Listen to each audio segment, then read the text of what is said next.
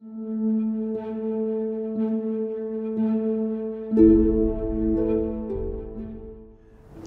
come to this very high mountain pass in the Alps on the frontier between Switzerland and Italy. It's very sunny, as you can see, and it's very windy, as you may hear. It's a famous mountain pass. It's the Grand-St-Bernard, the pass of the Great St. Bernard. And it's famous because during centuries, monks have lived on this mountain pass to help travelers, especially in winter, get over the pass. It was a dangerous place. It used to be a very dangerous place. Now there is a normal road. It's safe. In winter, some tourists still come here for heavy trucks. There is a tunnel.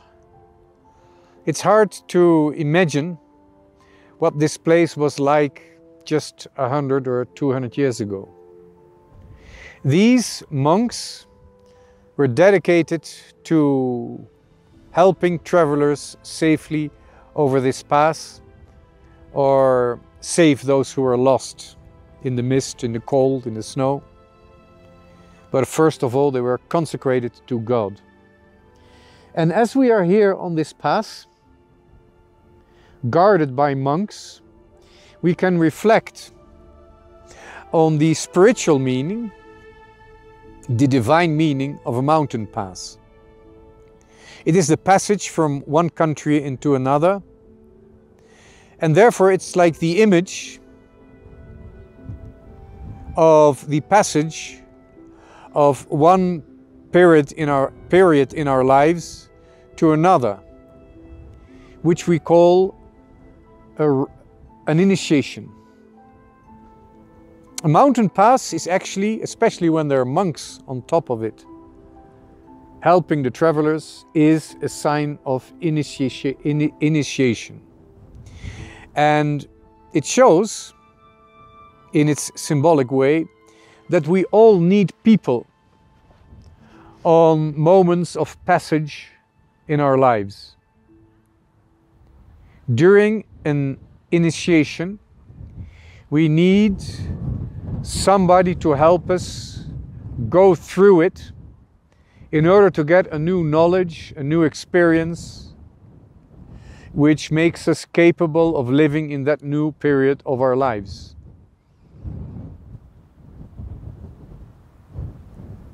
We always need somebody on the top of this passage to help us.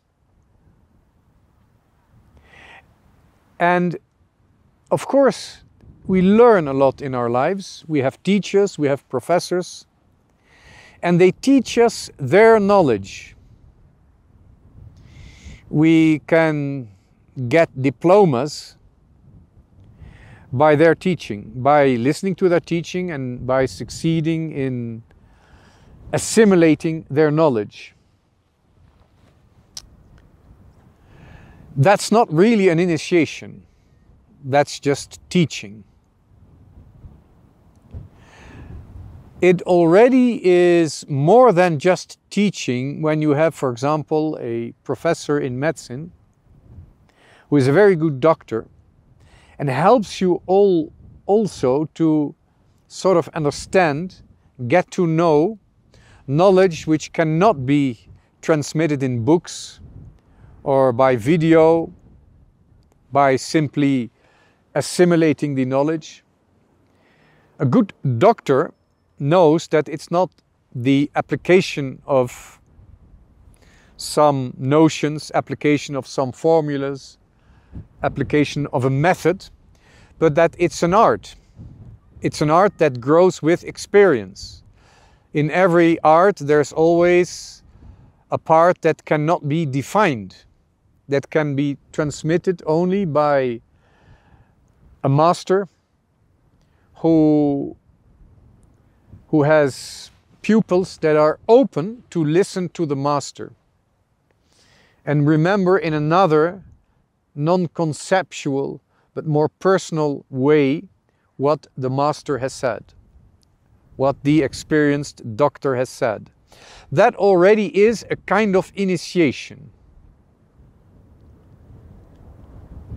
And of course, to acquire a certain maturity or a certain level of experience, we do need trials. We do need moments of trial where on the passage from one period to a new period, we need to prove ourselves worthy of that knowledge or worthy of the moral honor that we acquire.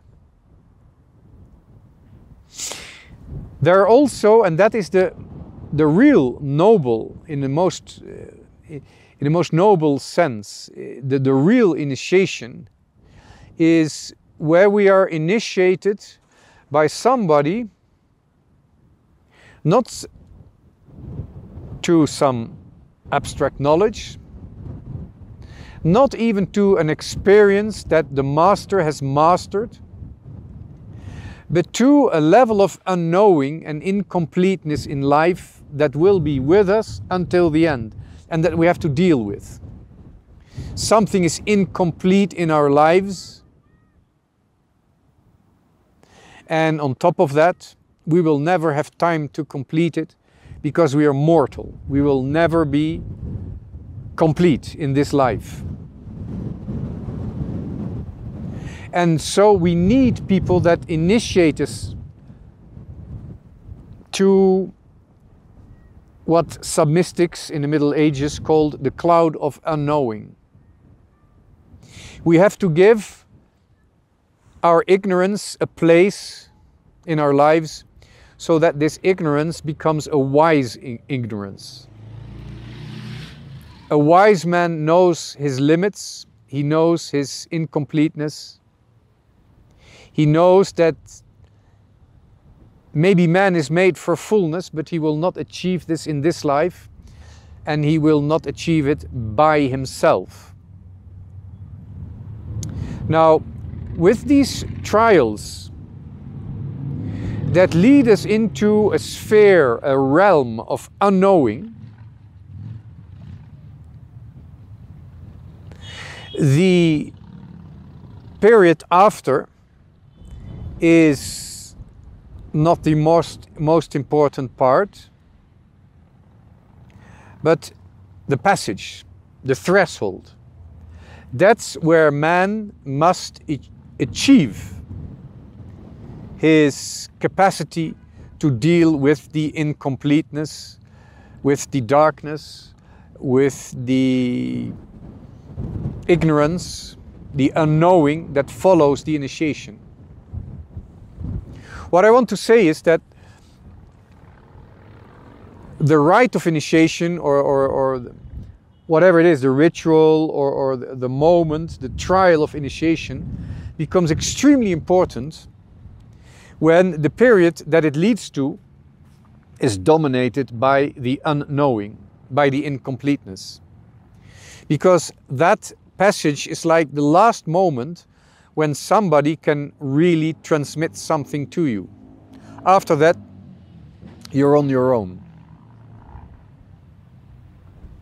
And so the ritual is essential.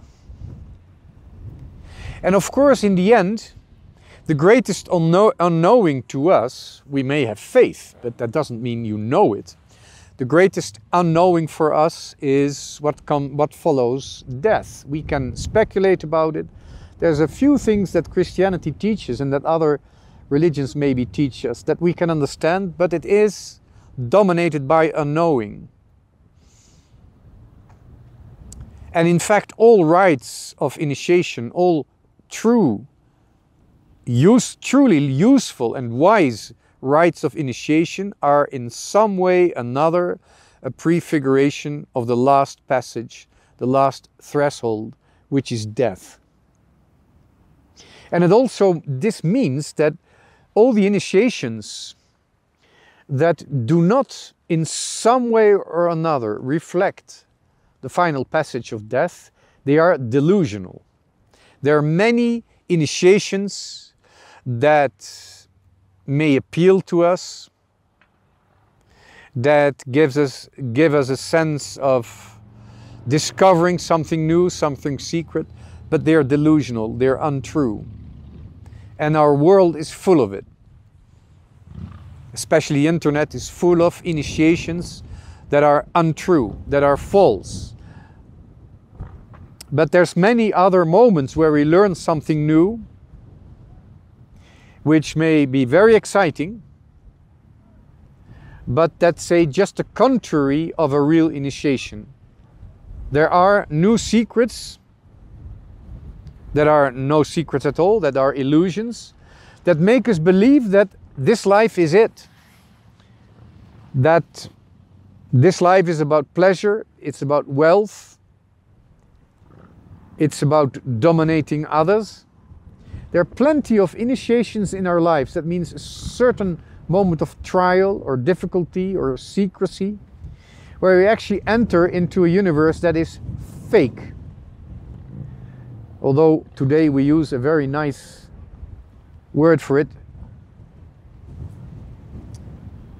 virtual reality. Virtual reality is fake reality.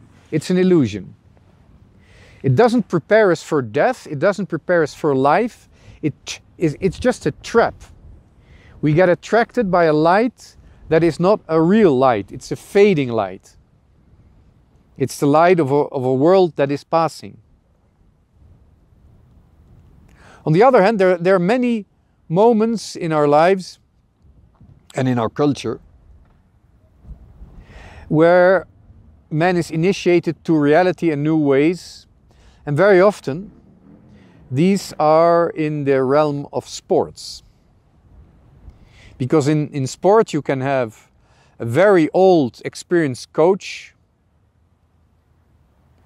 who makes champions, who can train champions, who can train people that reach levels that he himself has never reached. And that's the greatness of that trainer, of that coach, when people reach a level that he himself has never reached. I've talked about this before. And what's so great about it is that he has led them into an unknowing. He didn't know, he didn't have the knowledge of being a great champion, whereas his disciples do have it. He has really given an initiation that prepares for the initiation that we give each other to the real wisdom of life, and in the end that by charity we can prepare each other for dying in a good way. And in the end, of course, in death, those who believe Christ believe that if they really give themselves up, abandon themselves to the divine providence, then Christ will be the master of the initiation when they die. And he will reveal them the life that is eternal, where everything is seen and everything is known in the light of God's wisdom. So, although not directly related to religion, our life does have many moments when we are receiving a truthful initiation. It might be far away from death. It might be when we are very young. But as soon as an initiation, a passage, a threshold in our life makes us discover a new potential in us that will make us bear fruit and be fruitful in a way that is beyond death, that's a real initiation. And thank God, there's still a lot of that in this world, and thank God, a lot of young people actually look for that initiation without knowing it, without realizing what they're doing. They go for the most difficult things, they go for the most challenging things, and I'm convinced that if we show the true, deepest meaning of this, they will meet God sooner or later. But we have to stop confirming people in their experience and saying, that's fine, you're okay, go on like that without challenging them, always being nice for them, always giving them what they want. There is a way of abusing your children which has a devastating effect on their lives, on the lives of their friends.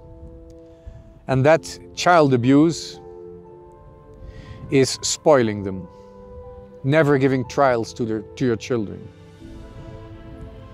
never challenging your children to go beyond what they're able to. Because they will be stuck in their present, and when they grow old, they will be stuck in a present, or even worse, in a present that is unreal. In other words, in a past that they never had, but they regret they didn't have it. We need, every time we want to grow, we need trials to go beyond ourselves and discover the world we are made for. Because that's the world that is given to us, if you want to receive it, that is created for the one who made us.